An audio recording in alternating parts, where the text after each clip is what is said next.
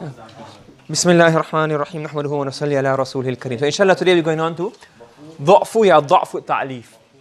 We'll discuss this today inshallah. So what we're saying here that the third quality that a kalam should not have, meaning a sentence should not have, to avoid it being غير فصيح, is that it should not have ضعف التأليف. Okay? Now ضعف is عبارة first. وضعف التأليف ضعف التأليف كون الكلام غير جار على القانون النحوي المشهور. And ضعف التأليف, meaning the weakness of composition, meaning the ضعف التأليف ضعف التأليف is a word or a sentence being against or going against the famous nahwa rules. وضعف التأليف, and the weakness of the composition, meaning ضعف التأليف is a kalam or a sentence going against the common or the famous rules of nahwa. Now let me explain to you. What does it mean famous rules of nahwa? There are some rules that are not famous. These are rules. Ever say, ذهب زيدا. What are you talking about? How can ذهب زيدا? Fa'il always has marfu. There's no ikhlaf in that. That's just like nonsense. You're talking nonsense. It's not Arabic. Now, qanun and nahw al-mashhur means there are certain rules, there's a difference of opinion, but majority have said one thing. That's what you mean mashhur. If you make a fa'il mansub or make a mudaf ilay mansub, that's not counted. That's just nonsense. That's just not Arabic. Here mashhur means that the certain rules, there's an ikhtilaf, but majority of those scholars have said one thing as more or less ijma' on this, that this is how it's supposed to be. Do you understand? Okay? And one example here he says, كالإضمار قبل الذكر لفظا ورتبة. كالإضمار. إضمار means أضمر يضمر إضمارا, to bring a pronoun. Okay? Like bringing a pronoun before الذكر, before it's mentioning. So what will happen?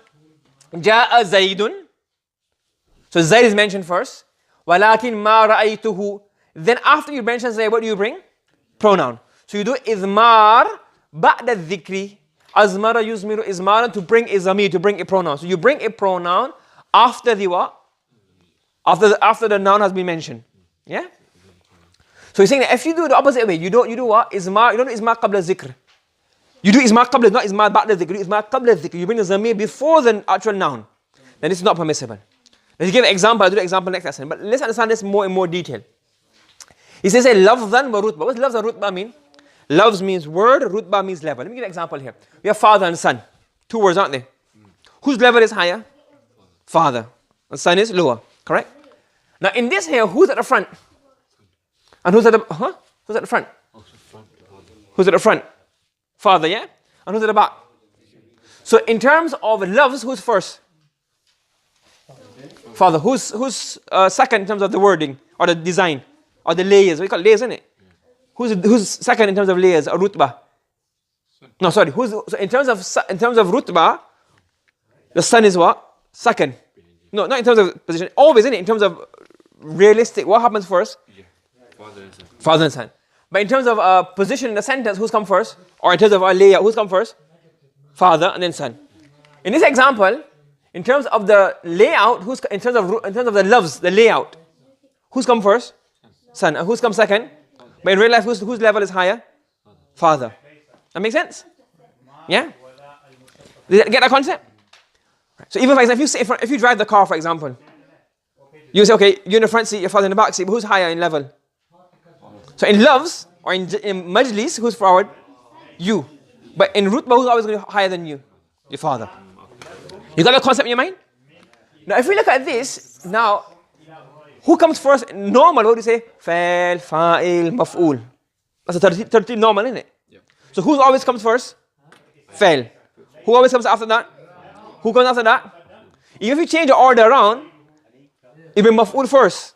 In terms of order, who's the boss? Fa'il. Then the maf'ul, isn't it? That's called rutbah. So if you look at this is how zamir should normally be used.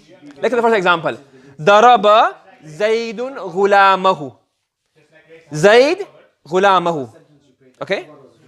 Now, the pronoun comes after the word. So the loves, what comes first? The marji', meaning the antecedent. Zayd comes first, then the zamir. That's the rule, isn't it? In terms of rutbah, Well, who's coming first? The marji, meaning the noun, then the zamir. Because look, in terms of word, Zaid comes first, and then who comes second? In terms of order, so in terms of the word, he's coming first. Even in terms of order, because who comes first? The fa'il, isn't it? So even in terms of the rutbah, fa'il coming first, and then the maf'ul. Okay. Like another example, daraba ghulamahu Zaidun. Now in here, it's a slight problem. It seems a bit strange at first because who's coming first? Zamir coming first, and what comes afterwards? But in terms of who's the boss normally? Zaid comes first, isn't it? Because it's fa'il. So where's his position? So in loves, in the wording, who's coming first? Zamir is coming first in the wording. But in position, who comes first? Zaid, because Zaid is the boss, Zaid is the fa'il. So fa'il has the first position. Wherever you bring on the end or the beginning, he comes first.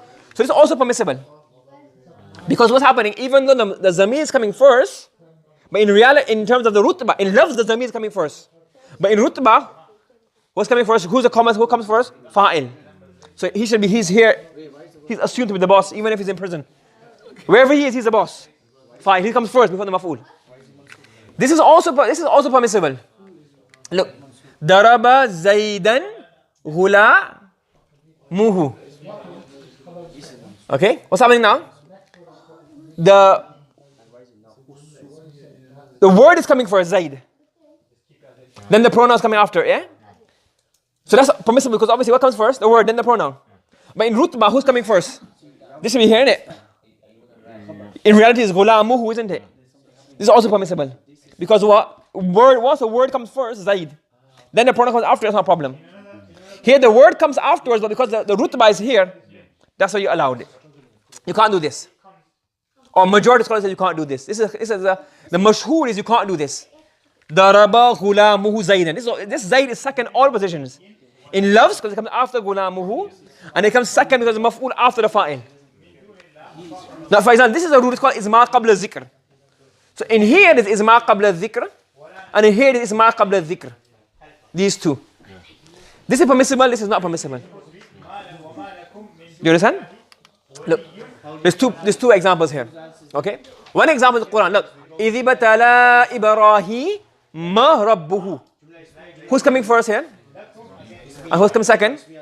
So the zamir is coming second, and the marji and the antecedent is coming what first? It's not isma qabla zikr, is it? Because obviously this is coming first, as pronoun comes afterwards. But in terms of rutbah, what's coming first? The pronoun, isn't it? Because really, ibtala rabbuhu is fa'il, then maf'ul. It's not a problem. There's a poem of Hassan ibn Thabit. This is not permissible. Because why? Look at it. He's saying here, وَلَوْ أَنَّ مَجْدًا أَخْلَدَ الدَّحْرَ وَاحِدًا مِنَ النَّاسِ أَبْقَى مَجْدُهُ الدَّحْرَ مُتْئِمًا. Mut'im ibn Adi, when he passed away, Hassan ibn Thabit said this poem.